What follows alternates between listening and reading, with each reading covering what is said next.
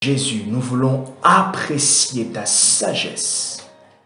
Oh, nous ouvrons aussi nos cœurs par rapport à ta magnificence. Nous ouvrons nos cœurs par rapport à tes voies. Nous ouvrons, Seigneur, nous nous disposons intérieurement. Et Père, au nom de Jésus, oh, le Saint-Esprit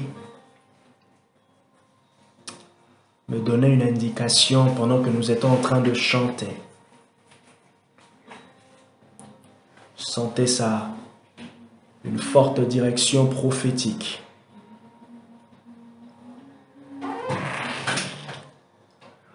Et j'aimerais que nous puissions, dans ce sens-là, prier. Vous allez prier avec moi.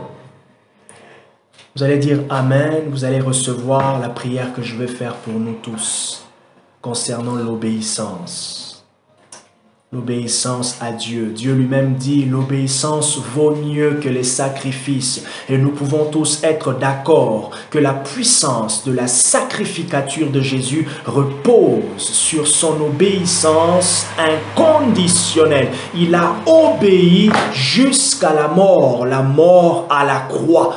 Ainsi, Père, repens sur nous ce soir, nous qui formons l'Église, repens sur nous l'obéissance. Apprends-nous l'obéissance. Que nous soyons obéissants,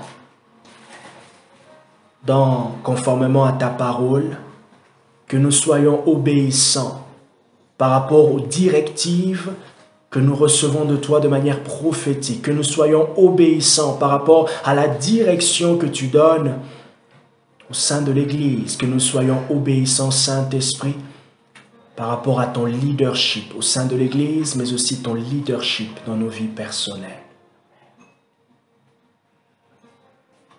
Accrois le désir et la soif de l'obéissance.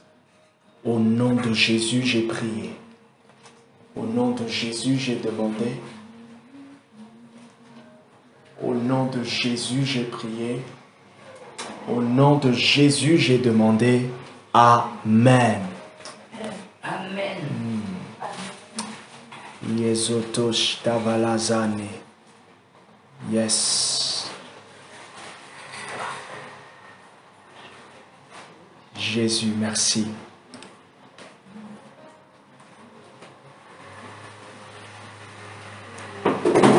Merci Saint-Esprit pour l'inspiration de ce soir. Bonsoir à ceux qui sont en ligne. Bonsoir Pregma, bonsoir Falel. Rebonsoir Tatiana et Rodrigo.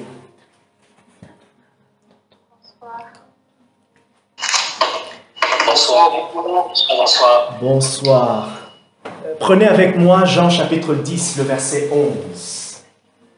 Jean chapitre 10. Jean chapitre 10, le verset 11, Jean chapitre 1, le verset 10 au verset 11. Jean chapitre 1, à partir du verset 10 jusqu'au verset 11.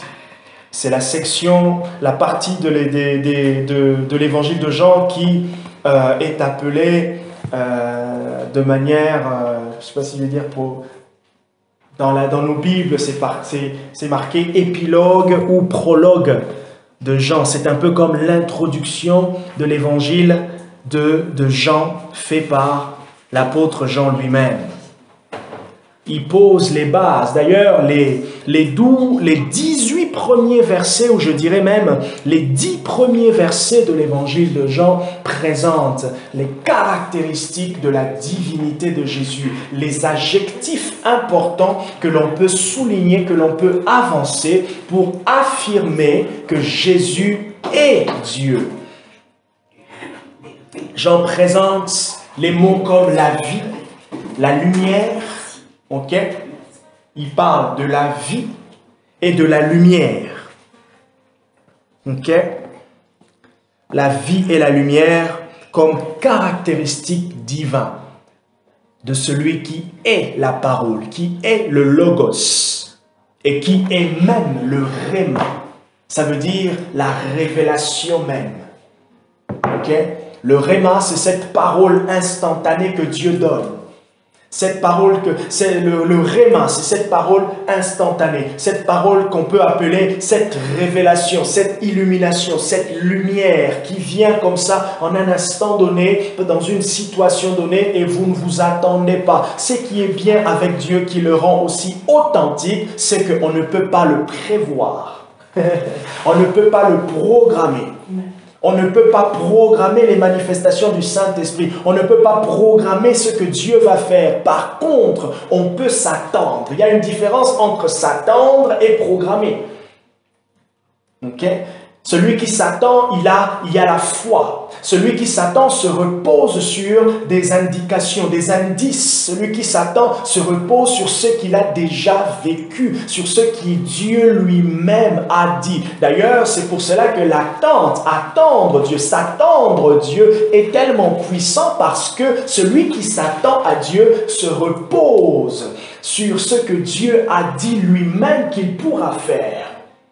Et vous allez voir souvent, quand Dieu dit que je ferai, il y a souvent aussi ce répondant avec ce que l'homme peut faire. Il y a toujours une association. Lorsqu'il y a une disposition de la part de l'homme, Dieu aussi se dispose. Ou je dirais inversement, pour pouvoir expérimenter, vivre ce que Dieu a prévu, il nous faut nous disposer. Rentrer dans les prérogatives, rentrer dans l'environnement qui nous prépare à ce qu'il a lui-même dit qu'il pourra faire. Et comme je disais, Jean, le chapitre 1, à partir du verset 10 jusqu'au verset, au verset 1 jusqu'au verset 11, nous présente des aspects importants de la divinité de Jésus.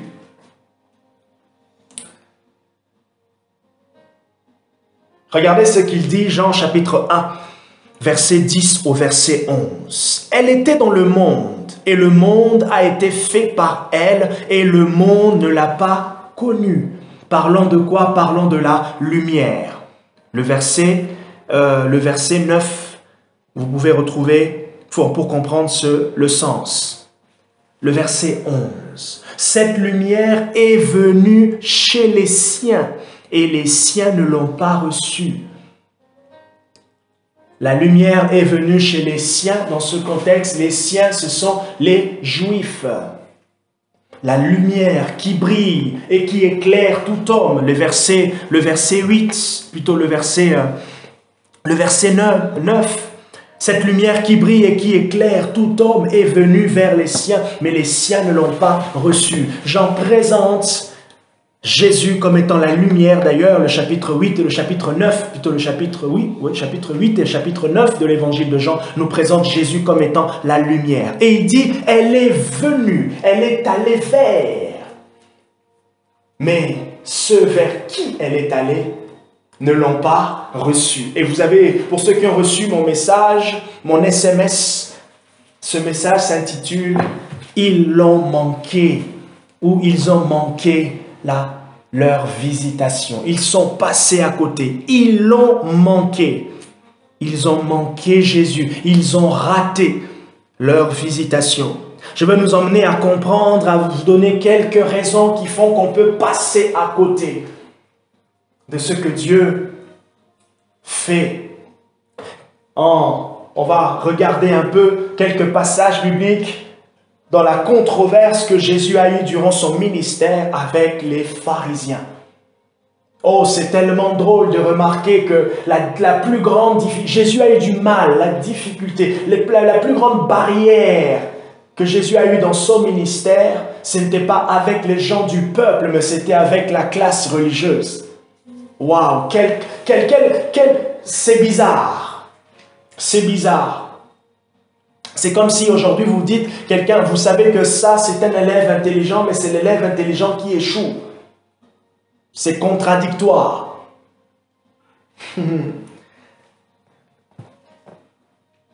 Et Jean dit ici qu'il est allé vers les siens, mais les siens ne l'ont pas reçu. Pourquoi les siens ne l'ont pas reçu? Qu'est-ce qui a fait? Qu'est-ce qui était tellement difficile afin qu'ils ne puissent pas le recevoir? Quels sont les paramètres qui rentrent en compte pour ne pas manquer, pour ne pas louper le jour de sa visitation? Luc chapitre 19, le verset 44, Jésus dit dans la dernière phrase du verset 44, Luc 19, verset 44, il dit qu'ils ont manqué le jour de leur visitation. Ils ont manqué le jour de leur visitation. Vous imaginez, vous vous préparez, les Juifs, la classe religieuse, du bon cœur, de la bonne disposition qu'ils avaient, les bonnes intentions qu'ils avaient, ils attendaient le Messie. Mais lorsque le Messie est venu, ils ont loupé le Messie. Ils l'ont manqué. Et comme a dit Tommy Tinney, pendant que normalement on doit voir Dieu dans son temple, Dieu ne rentre pas dans son temple, mais Dieu prend plaisir hors de son temple.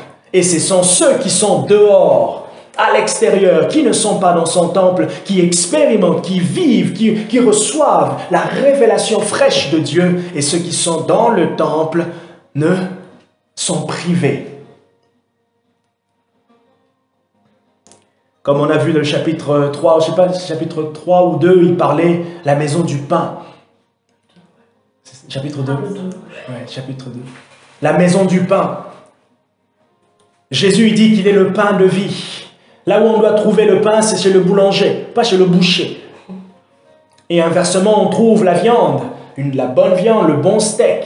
Si vous aimez la viande, si vous êtes végétarien, vous êtes vegan, je ne suis pas contre vous, c'est juste mon exemple. Ok? Ou si vous aimez du saumon, du poisson, comme vous voulez. Si vous aimez de la bonne, du bon légume, tout, comme vous voulez. Et on ne trouve pas chez le boucher de la bonne viande. Et aussi, on ne trouve pas du bon pain chez le boulanger. Regardez encore avec moi Ésaïe chapitre 55, le verset 6 au verset 8. Ésaïe 55, Ésaïe dans l'Ancien Testament, juste avant Jérémie, juste avant Jérémie, Ésaïe 55, à partir du verset 6 jusqu'au verset 8. J'aime bien ce chapitre, j'aime bien le prophète Ésaïe. Il est appelé par certains théologiens le prophète du Fils, parce qu'il a prophétisé beaucoup sur le Fils de Dieu. Okay, sur Jésus. Et on retrouve dans la particularité Ézéchiel qui est pratiquement presque appelé le prophète de l'Esprit, parce qu'il y a beaucoup, on parle de l'Esprit. Là, l'Esprit m'a emporté, l'Esprit m'a dit ceci. Ézéchiel, c'est l'un des livres de la Bible où on retrouve plus de 40 fois, à peu près 47 fois l'expression « la parole de l'Éternel me fut adressée ». C'est le seul, enfin, je pense que c'est le seul livre écrit par un prophète où il y a plus de 40 fois l'expression « l'Esprit de l'Éternel m'a parlé ». Pour montrer pour marquer la présence, l'action, l'accentuation, pour marquer l'accent, pour mettre l'accent du côté prophétique, du côté révélation du livre. Et ce qui est beau aussi, la Bible dit, je pense que c'est Jésus qui le dit, non, je ne pense pas si c'est Dieu qui le dit dans Exode, que Moïse, Dieu lui parlait, voilà, c'est dans Nombre, Dieu lui parlait de manière audible. Et vous retrouvez aussi dans le livre d'Exode, ou dans les 5 livres de Moïse, et particulièrement les 4, Exode, Nombre, Deutéronome, ainsi que Lévitique, vous retrouvez beaucoup de fois l'expression « l'Éternel appela Moïse ». Donc, pour sous-entendre le fait que Moïse entendait, Moïse recevait. La proximité de Dieu avec Moïse était tellement intense que le Moïse lui-même ne pouvait pas se retenir de répéter à plusieurs reprises que Dieu m'appela, Dieu m'appela, Dieu m'appela, Dieu m'appela. Et à chaque fois que Dieu appelle, il y a une instruction, il y a une parole donnée. Et pour nous aussi aujourd'hui, à chaque fois que Dieu nous appelle, ça veut dire Dieu nous parle, Dieu nous montre une direction, Dieu attire notre attention. Ésaïe 55, verset 6 au verset 8, il est dit « Cherchez l'Éternel pendant qu'il se trouve, invoquez-le tandis qu'il est prêt. Cherchez l'Éternel pendant qu'il se trouve, invoquez-le tandis qu'il est prêt. Que le méchant abandonne sa voie et l'homme de rien ses pensées, qu'il retourne à l'Éternel qui aura compassion de lui, à notre Dieu, qui pardonne abondamment. » Regardez le verset 8. Jusqu'au verset 9 même. « Car mes pensées ne sont pas vos pensées, car mes pensées ne sont pas vos pensées, et mes voix ne sont pas mes voix. » Ah, c'est un passage biblique qu'on n'aime pas trop. Qu'on n'aime pas trop. De savoir que nos voix ne sont pas les voix de Dieu. Et d'ailleurs, c'est même là le centre, c'est même là qu'on voit l'importance. Pourquoi est-ce que Dieu nous parle? Pourquoi est-ce que Dieu nous conduit? Parce que nos voies ne sont pas ses voies. Alors pour qu'il puisse nous mener dans ses voies, qu'il puisse nous conduire, qu'on puisse marcher dans ses voies, c'est clair et tout à fait normal qu'il puisse nous donner des indications. La simplicité du prophétique, c'est que Dieu nous conduit là où il veut qu'on arrive, parce que par nous-mêmes, on n'y arrivera pas. Pour la simple raison que nos voix ne sont pas ses voix et nos pensées ne sont pas ses pensées. Alors comment faire pour avoir la pensée de Dieu? Pour avoir la pensée de Dieu, il faut recevoir une révélation. Pour avoir la pensée de Dieu, il faut connaître ce que Dieu a déjà dit. C'est en connaissant ce que Dieu a déjà dit qu'on va comprendre ce qu'il est en train de dire. C'est en connaissant, en comprenant, en discernant ce que Dieu a déjà dit qu'on va comprendre ce que Dieu est en train de dire. Parce que ce que Dieu est en train de dire est simplement l'application de ce qu'il avait déjà dit. Oh, je répète, ce que Dieu est en train de dire est l'application de ce qu'il avait dit. Et c'est là que j'anticipe même pour dire la difficulté des pharisiens et des juifs est qu'ils ne comprenaient pas ce que Dieu est en train de dire au travers du ministère de Jésus. Et ce que Dieu est en train de dire, rappelez-vous, je l'ai dit juste au début, n'est pas prévisible. Ce qu'il est en train de dire, c'est le ministère du Saint-Esprit. Ça veut dire, c'est ce que l'Esprit est en train d'appliquer en vous. Ça, c'est ce que Dieu est en train de dire. Et comment est-ce que l'Esprit va appliquer cela? En se servant de ce qu'il avait déjà dit, qui est en vous.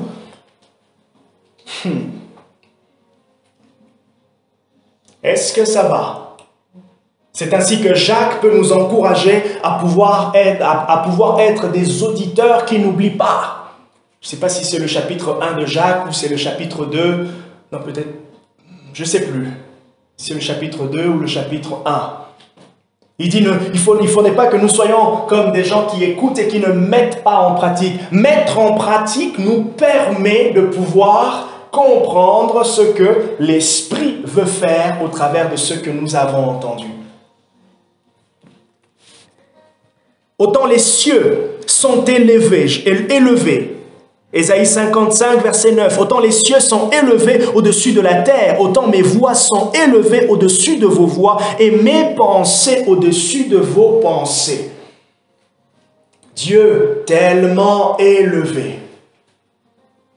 Les pensées de Dieu tellement élevées au-dessus de nos pensées. Et donc, il y a un fossé qui est présent, difficile, qui n'est pas facile à pouvoir remplir, combler. Ils l'ont manqué. Ésaïe 55, verset 6 au verset 9. Vous lisez aussi le dernier passage que je vous donne, 1 Corinthiens, le chapitre 1, à partir du verset 17 au verset 31. J'aime bien ce passage parce qu'il célèbre, il met en lumière la sagesse variée de Dieu qui a été démontrée par la croix. 1 Corinthiens, le chapitre 1, à partir du verset 17 au verset 31. Ce texte me rappelle Romains chapitre 1 à partir du verset 18 jusqu'au verset 32. Parce que dans Romains, l'apôtre Paul parle de l'universalité du péché. Il dit que, puisque le péché est là, beaucoup sont passés à côté. Et ils sont tellement aveuglés que même ce qui est visible à l'œil nu ne leur est impossible à pouvoir comprendre. Et dans ce passage, l'apôtre Paul présente aussi, si je peux appeler je peux appeler l'universalité ou la sagesse de Dieu. La puissance de la sagesse de Dieu. Et il dit que dans la sagesse de Dieu, ça c'est important pour nous, quel que soit le degré de foi, de la foi que l'on peut avoir, la sagesse de Dieu, c'est qu'il utilise les choses viles et vaines de ce monde. Dieu, dans sa sagesse, il ne va jamais utiliser ce qui frappe à l'œil. Oh, quand je dis ce qui frappe, Dieu, dans sa sagesse, il va passer par des chemins que vous ne pensez pas. Pourquoi? De fois, les raisons sont claires, mais de fois, les raisons ne sont pas claires. Je me suis vraiment posé la question, mais pourquoi les pharisiens, les juifs l'ont manqué? Pourquoi ils l'ont loupé? Pourquoi ils sont passés à côté? J'avais comme l'impression qu'il y avait des données bibliques, mais j'avais aussi comme l'impression qu'il y avait quelque chose qui dépassait notre entendement. Il y avait comme une ombre d'un mystère. Eh bien oui, il y a toujours ce mystère. Et vous allez voir que dans la Bible, il y a toujours ce deux côtés. Il y a certains qui acceptent, et il y a certains qui refusent. Tout le monde, ils ont reçu la même grâce. Mais il y a certains qui reçoivent, il y a certains qui disent oui, et il y a certains qui disent non. Même quand certaines raisons peuvent paraître comme ça, mais il y a certaines raisons de foi qui nous dépassent. Et c'est là que certains courants de théologie parlent de la doctrine de l'élection qui n'est pas toujours très bien accueillie au sein de l'Église parce qu'elle défie l'orgueil humain. Elle défie la position humaine de choisir, la puissance de choisir, de faire le choix par nous-mêmes des choses spirituelles. Mais on oublie et on remarque aussi, c'est que si tout le monde avait le choix, c'est que la personne ne pourrait apprécier la grâce. Parce que le choix allait exclure la grâce. Bon, je m'arrête là, je ne vais pas aller plus loin. Mais si vous avez des questions, on va en discuter. Je pense peut-être que Rodrigo aura des questions parce qu'il vient de lire un livre sur la grâce. Mais je m'arrête là. Je vous montre simplement que même lorsque les disciples ont annoncé l'évangile, il y a eu une démonstration de l'esprit et de puissance. Les miracles se sont passés, baf! Certains se sont fermés et d'autres, leur cœur était ouvert. Parmi les controverses, je vous ai donné un passage, il est un peu long, mais je vais vous lire le verset 27. Mais Dieu, 1 Corinthiens chapitre 1, verset 17, plutôt verset 30, 1 Corinthiens chapitre 1, verset 27, excusez-moi. Mais Dieu a choisi les choses folles du monde pour confondre les sages. Pourquoi est-ce que Dieu passe par moments? Pourquoi est-ce que Dieu passe par moments par des choses, des chemins un peu bizarres qui nous paraissent bizarres? C'est pour qu'il puisse confondre notre sagesse, parce que notre sagesse notre sagesse en fait nous met en danger contre nous-mêmes. Et quel est le danger dans lequel notre sagesse nous expose? L'orgueil. Je vous assure, Dieu nous protège. Vous ne l'avez pas demandé, mais il nous protège. Il te protège de toi-même, il te protège du péché, il te protège de voir que par toi-même tu arrives. Ah, vous allez me dire, mais du coup, Dieu ne veut pas que j'arrive par moi-même.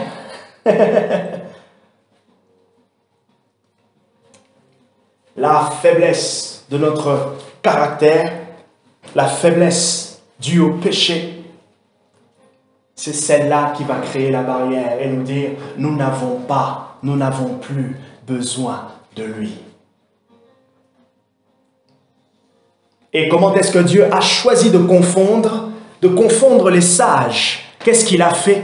Il a caché certaines choses. Il s'est manifesté d'une certaine manière bizarre. Regardez comment Jésus est venu dans le monde. Regardez la simplicité. Regardez, il est venu, il est né dans une mangeoire. Un mangeoire? Bon, bref, un mangeoire. Dans un étable. Une étable, oh. Ça, c'est sûr, c'est lui. Allez. Ok, nous sommes en train on ne sait pas si c'est une mangeoire ou un mangeoire, les Français, aidez-nous. Bon, on va regarder à Google, on va lui poser la question à Google. Ok? Regardez comment Jésus est venu. Regardez l'indice que Ésaïe nous donne, le chapitre 53. Il dit qu'il n'avait rien. Hein? C'est une mangeoire. Ésaïe 53 nous dit que le Fils de l'homme, le Messie, il n'avait rien pour pouvoir attirer les regards. Regardez comment le Seigneur s'est manifesté dans la simplicité. Regardez l'événement qui a précédé sa manifestation publique. Regardez Jean le Baptiste.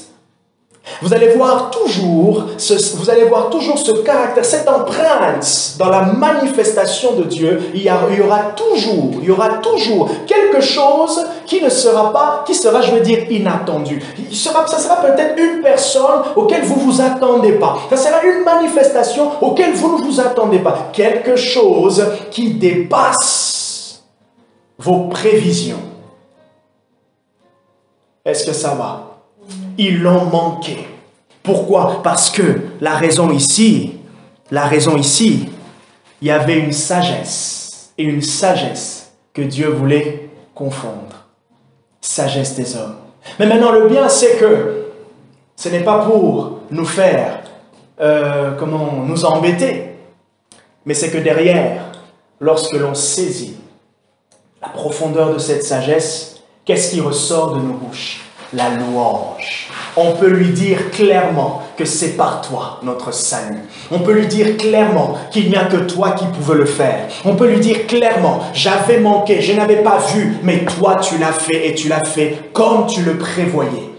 Et Paul, il le dit, il répète beaucoup, même dans le chapitre 2, plus loin, il dit, cette sagesse, il dit, verset 6, 1 Corinthiens 2, le verset 6, cependant, c'est une sagesse que nous prêchons parmi les parfaits. Sagesse qui n'est pas de ce siècle, ni des princes de ce siècle. L'évangile est une sagesse. Je me rappelle une fois, j'évangélisais, je discutais avec quelqu'un, je crois que c'était ici, et on est arrivé à dire, tu sais que Jésus pardonne les péchés. Il m'a dit, bon, quel péché? Moi, j'en ai pas beaucoup, moi. Je sais que oui, tous, on n'est pas parfaits, mais qu'est-ce qui va venir pardonner mes péchés? Parce que dans sa conception du péché, c'était vraiment le truc horrible. Il ne se voyait pas avoir fait quelque chose d'horrible. Vous allez plus loin. L'horrible dont il parlait, c'est peut-être ne pas tuer, c'est peut-être ne pas être adultère, c'est peut-être... Bref, la personne avait sa définition de ce qui était horrible. Mais Dieu a aussi sa définition de la condition de l'homme. Ils l'ont manqué. Ce qui est intéressant maintenant, quand vous allez plus loin dans cette étude, vous allez voir que Jésus a eu les controverses, comme je l'ai dit, avec les pharisiens. Regardez les sujets, certains sujets, j'en ai relevé 5, certains sujets sur lesquels Jésus a eu du mal.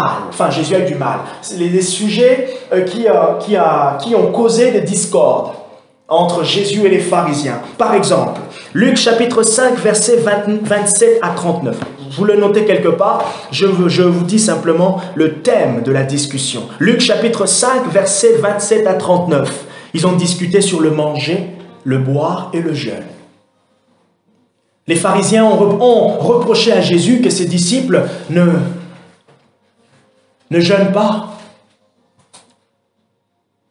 Parce que les disciples de Jean devaient jeûner. Et ils sont revenus sur la loi. Ce qui n'était pas faux. Un autre sujet qui est très intéressant aussi à regarder, c'est le sabbat.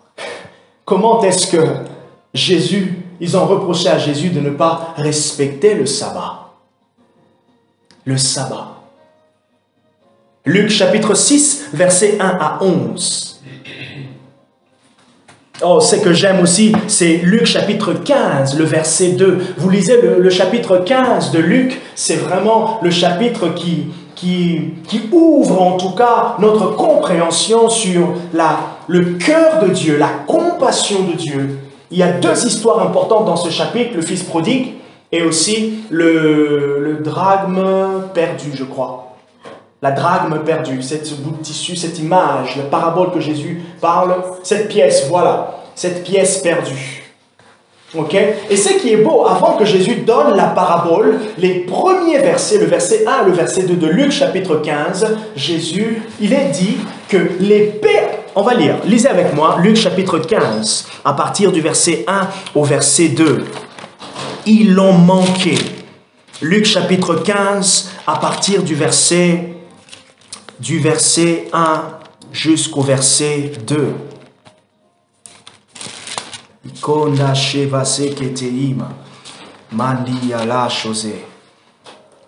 Tous les péagers, Luc chapitre 15, à partir du verset 1, tous les péagers et les pécheurs s'approchaient de Jésus pour l'entendre. Wow, ils s'approchaient de Jésus pour l'entendre. Il y avait ce qu'on appelle en anglais le droning. Ils étaient attirés. Il y avait un intérêt spirituellement qui était placé. Ils ont ouvert leur oreille pour se poser la question, qu'est-ce qu'il raconte? Luc chapitre 15, versets 1 à 2. Et regardez le verset 2. Oh, j'aime le Saint-Esprit. Les pharisiens et les scribes murmuraient et disaient, celui-ci accueille des pécheurs et mange avec eux. Comme pour dire, eux, ils ne sont pas comme ces péagers et ces pécheurs. Waouh! Regardez un peu comment c'est fou. Et c'est là maintenant, verset 3, mais il leur répondit. Mais Jésus leur dit cette parabole, dans quel homme entre vous, s'il a 100 brebis, ok? Il parle de la parabole de la brebis perdue, le fils prodigue, la drachme. Je vous laisse lire le chapitre si vous le souhaitez. La controverse sur la conversion des pécheurs et des péagers. Franchement, ce que Dieu cherchait le plus, c'était la conversion, ces cœurs. Et pendant que ces cœurs sont en train de venir vers Dieu, il y a certains, ceux qui sont estimés, ceux qui connaissent la loi, ne se réjouissent pas. N'avez-vous pas remarqué, ça c'est déjà jamais arrivé. D'ailleurs, je vous donne un exemple un peu qui m'a quand même,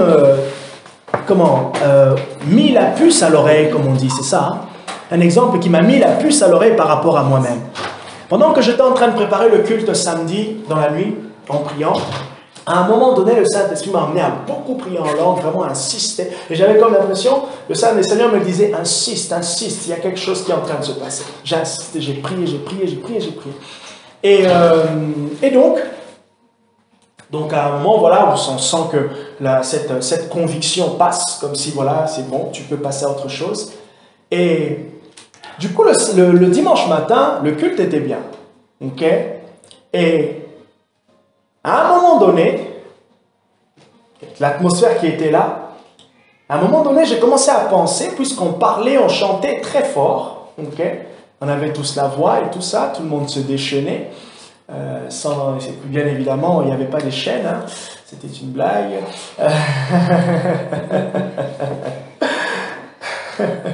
Tout le monde se déchaînait dans la louange, la voix et tout, et à un moment, moi j'étais...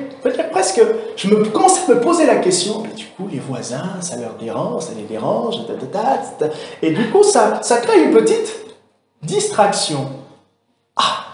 Et dans l'après-midi, le Saint-Esprit me rappelle ça, il me dit, mais c'est fou comment tu as prié pour le culte, pour qu'il y ait une atmosphère, et pendant que je suis en train de répondre à ta prière, regarde ce que tu es en train de penser. Voyez un peu le contraste. Tu as passé du temps à prier, et pendant que je suis en train de répondre, tu es en train de douter. Enfin, pas douter, mais tu es en train de te poser la question. Tu es en train de manifester une crainte, au lieu de te réjouir que j'ai répondu à ta prière.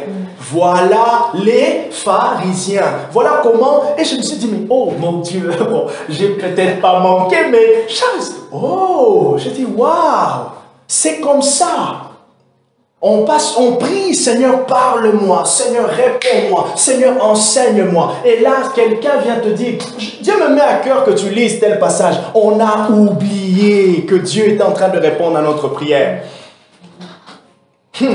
Pourquoi? Regardez ce que Paul a dit. Dieu utilise des choses viles. La sagesse de Dieu, la sagesse de Dieu, la sagesse de Dieu. Ils l'ont manqué.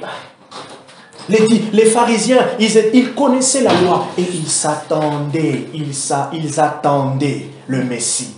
Mais pendant que le Messie était là, ils n'ont pas vu. Ils sont passés à côté. Pourquoi ils sont passés à côté? C'est les raisons que je veux vous donner. C'est fou, hein? Oh Seigneur, nous voulons voir ta gloire. Et là, ce jour-là, le culte dure 2h45 et c'est vers 2h30 que l'atmosphère est lourde. Ou soit c'est vers 1 heure avant que Jean-Marc prenne le message, que le Saint-Esprit vous pousse encore à continuer. Et c'est là que le conseil dit, mais qu'est-ce qu'on fait? On doit tenir le programme, on doit tenir ceci. Ça nous arrivera tous d'une certaine manière. Mais je vous donnerai les moyens. Je vous donnerai le moyen. Je peux remercier le Saint-Esprit qui n'a pas laissé cette situation passer inaperçue. Parce que regardez maintenant, quand la situation passe inaperçue, à chaque fois vous allez prier, mais vous n'allez pas vous rendre compte, vous poser la question, comment est-ce que Dieu répond à ma prière? J'ai prié, j'ai demandé, et du coup, vous tombez dans prier, mais vous n'êtes pas fortifié dans votre action parce que vous ne vous posez pas la question pour voir comment est-ce qu'il répond. Parce que l'énergie pour pouvoir prier, l'énergie pour continuer doit venir du fait que j'ai vu, je me rappelle, j'avais demandé, il a répondu. Mais du coup, je peux encore m'approcher dans cette même manière. Je peux encore m'approcher de cette même manière. Et quand le Saint-Esprit m'a rappelé cet exemple, juste là, avant-hier, là, dimanche, j'ai dit, mais waouh, mon Dieu, waouh. Je me suis dit, mais c'est fou. Jean-Marc, tu as prié. Et je me rappelle, je vous assure, la conviction était là. Quelque chose de lourd, un poids, une présence. Mais pendant le culte, au lieu que je puisse tâter le terrain, comment mesurer, essayer de regarder pour sentir qu'est-ce que Dieu est en train de faire, comment il est en train de répondre à ma prière, ma direction est tournée vers les voisins. Et du coup, si on ne se retient pas, qu'est-ce qu'on fait? On ne va même pas se dire, ah tiens, Dieu m'a répondu aujourd'hui. On ne va même pas se dire à la fin, ah oui, le culte était bien. Et personne, enfin, déjà moi, je vais se dire, ah, bon, il y avait du bruit aujourd'hui. Hein? Ah, on a chanté fort. On a chanté fort. Et pourtant, vous avez prié pour l'onction. Tu as prié pour cette présence. Mais la manière dont Dieu a manifesté, c'était par se déchaîner. Quoi? Se déchaîner. Tout comme aussi, ça pouvait être par un calme. Et encore là, c'est encore pire. Parce que souvent, pour nous, au sein de l'Église, quand c'est calme, c'est quoi? C'est que l'esprit n'est pas là. Les gens sont distraits. La lourdeur est là. Alors, comment vous pouvez savoir? Posez la question au Saint-Esprit. Posez la question à Dieu. Quand la lourdeur spirituelle est là, et quand c'est la présence de Dieu qui rend l'atmosphère lourde, c'est différent. Quand il y a la lourdeur spirituelle, vous allez voir qu'il y a une déconcentration. Mais quand il y a la lourdeur par rapport à la présence de Dieu, vous allez voir que les gens sont calmes, mais les gens sont captivés. Ils sont attirés. Eh bien, les pharisiens l'ont manqué. Vous imaginez, vous prenez un temps de prière, une semaine de jeûne, 21 jours, 7 jours, 3 jours. Et le jour où Dieu vient, Vous passez à côté. Mais ce qui est, ce qui est bien, c'est que Dieu revient encore. La marche avec Dieu, c'est l'apprentissage. Dieu va revenir. Il va revenir. Il va se manifester à nouveau. Il va vous parler à nouveau. Pourquoi? Parce que le Père a pris l'initiative de vous visiter. Il a pris l'initiative de venir vers vous. Il a pris l'initiative d'insister. Qui d'autre que Dieu est plus persévérant? N'est-ce pas Dieu qui est persévérant? Il persévère dans ce qu'il veut faire avec son Église. Et d'ailleurs, Dieu est attaché à sa parole. Il est attaché à la réalisation de ses desseins.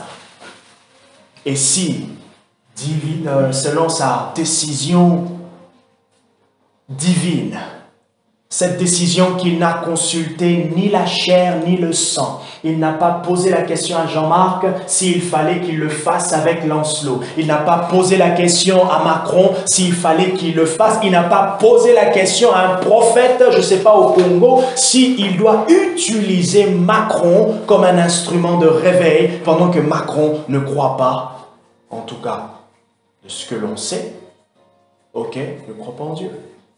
Ah, j'avais dit que je veux que je dise le président Macron. Ok? Voilà, le président Macron. Quand même, respecter les autorités. C'est pas mon ami, hein? C'est pas mon pote. C'est le président Macron. Ok? Il n'a pas consulté. Et Dieu est persévérant dans ses voies. Ils l'ont manqué. Parce qu'il y a quelque chose qu'ils ont loupé. Parce que la sagesse de Dieu dépasse notre entendement. La sagesse de Dieu dépasse notre entendement. Alors que faire? Que faire? Que faire? Que faire? Je vais vous encourager à la confiance en Dieu. Vous allez dire, oui, c'est vrai, Jean-Marc. Oui, c'est vrai. Il y a une question que je me suis posée, que j'évalue quand même. Vous savez, quelque chose de simple pour ne pas louper, pour ne pas rater la manifestation de Dieu, pour être attentif et se dire, et si c'était Dieu? Il faut se poser la question. Posez la question sur ce que vous êtes en train de voir qui sort de l'ordinaire. Premier indice, je nous donne. Premier indice, se poser la question sur ce qui sort de l'ordinaire. Premier indice, se poser la question. Deuxième indice, qu'est-ce que j'étais en train de prier? Quel est mon sujet de prière ces derniers temps? Et je vous assure, nous tous ici, on oublie nos sujets de prière. On oublie nos requêtes, en tout cas. Moi, j'oublie par moments, j'y pense pas toujours. Et quand Dieu répond, quand la réponse, l'exaucement vient, l'exaucement vient dans la sagesse de Dieu, on ne se rend peut-être pas compte. Notre première réaction, c'est la réaction que nous aurons à ce moment-là. Cette réaction qui va dépendre de l'authenticité de notre relation avec Dieu au moment où l'exaucement viendra. Ah, Jakalamali. Notre compréhension, le fait de saisir, le fait de ne pas rater va dépendre de l'authenticité de notre relation. À ce moment-là, quand l'exaucement va venir, quand Dieu va venir, quelle est notre relation avec Dieu à ce moment-là? Et si, dis bien si, à cette période-là, vous êtes un peu dans une période de mou, un peu trop froid, il se peut que vous passiez à côté. Peut-être à la première réaction. Mais vous revenez en arrière. Ah tiens, tu as dit quelque chose d'intéressant là, ça me rappelle un peu quelque chose. C'est aussi bien, comme je vous ai donné mon exemple, de se rattraper, de dire « Ah oui Seigneur, j'ai compris, j'ai saisi. » Mon attitude, peut-être, il n'était pas conforme à l'esprit par rapport à ce que j'avais prié. Ce message va continuer. Que Dieu vous bénisse.